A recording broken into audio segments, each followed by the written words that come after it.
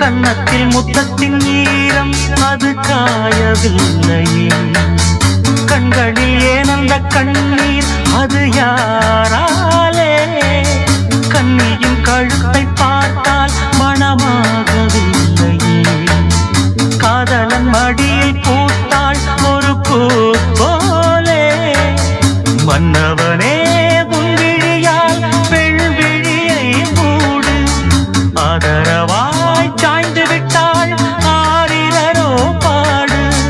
ஆரிரரோ இவர் யார் எவரோ பதில் சொல்வார் யாரோ. என்ன சத்தம் இந்த நேரம்? கோயிலின் மொழியா?